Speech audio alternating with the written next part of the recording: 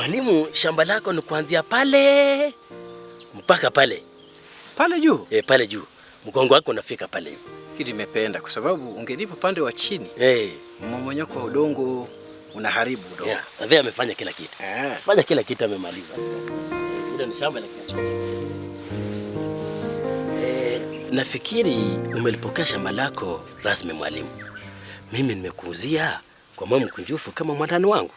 Ashiki yangu na hamu vimepoa kabisa.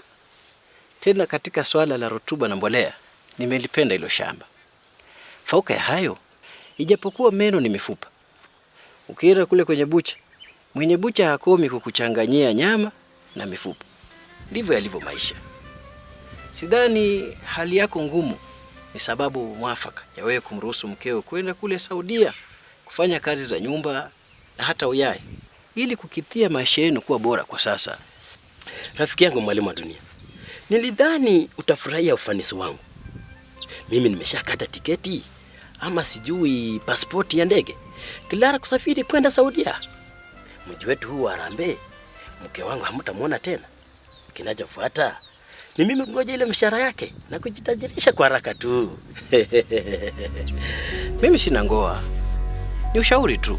Je, ushauri kama samaki unaweza ule minofu na utupe mifupa. Wewe utaliuza shamba kwa sababu ya mke kwenda Saudia. Saudia usikokujua wewe. Kazi zenyewe hamna hakika ya 100%. Tena kamusi ya maneno yangu ya ushauri haijafilisika bwana. Bora nikuache. Kwa sababu kuendelea kumshauri mtu asosikia ni sawa na kumsukuma mlevi. Nitafute ukinihitaji. Mwalimu wa dunia. Mwalimu.